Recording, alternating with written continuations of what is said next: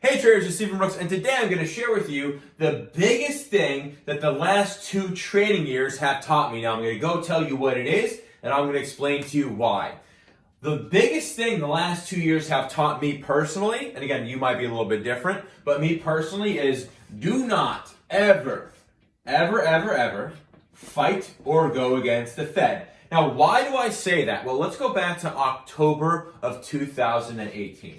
So October 2018.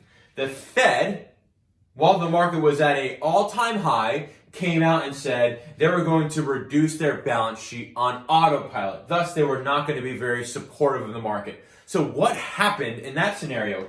The market sold off about 20% in about 2.5 months. And it wasn't until the end of December of 2018 when the Fed came out and said, well, actually, we're not going to have this balance sheet runoff on autopilot anymore. And what happened, folks? Again, this is December of 2018. The market, V-bottomed, rallied, 2019, and then we get to about August of 2019. Okay? What happens? The Fed goes, well, we're going to go ahead and start to provide a lot of liquidity in the repo, the overnight lending markets. And what happens? Boop! The market goes up until January of 2020. So again, everything from October 2018 when the market sold off, the Fed was saying, we're not going to be accommodative. Then the day they said they were going to be accommodative, the market bottomed. We rallied, we kind of went sideways for a few months, and then to the day in August 2019 that the market said they were going to be even more accommodative, participating in overnight repo markets, the market rallied basically straight up till about January 2020. Then we had a little bit of a bump in January 2020 and the beginning of February 2020 once the coronavirus got infected over in Asia, and then we kind of rallied a little bit. And then, of course, as you all know, once the coronavirus really hit the United States pretty hard at the end of February 2020, we saw a nasty, a 40% correction. Okay? Then what happened, folks? In the middle of March of 2020, what happened? The Fed said, folks, we're going to be ultra accommodative. We're going to go ahead and back up the truck. We're going to make sure that we are the last lender of result for literally everything. We're going to throw money to individuals, and then we're going to be there to lend money to businesses. What happened? A V bottom to the point where the NASDAQ is at an all-time high and the S&P 500 has the all-time highs in its sights. So again, very objectively, a lot of folks out there could say, yeah, look, where's my other colored pens here? Red and blue. Think about it this way. The Fed, not accommodative.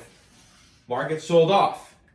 The Fed, accommodative. What happened? The market rallied. The Fed, accommodative. What happened? The market rallied. Now, of course, from here to here, the market wasn't being unaccommodative, right? They weren't being tough on the market because that was coronavirus. But what happened here? The Fed, accommodative to the market. So, I mean, objectively, taking a step back, this looks pretty simple. Of course, it's much harder when you're in there day to day. But the reality is the biggest thing that I've learned over the last 2 years is that while we try to look at the economy to figure out what's going on with the market, we try to look at earnings, we try to look at tax policy, fiscal policy, the truth is, a large portion of what happens in the stock market happens because of what the Fed does. Now understand this. The Fed doesn't go out there and just buy stocks, okay? They don't just do that. At least they don't do that today. What they do is the Fed makes sure that the credit markets are functioning properly. And when the credit markets are functioning properly, that is kind of the all clear sign that stocks are able to rally. So again, if we just think about the last 2 years,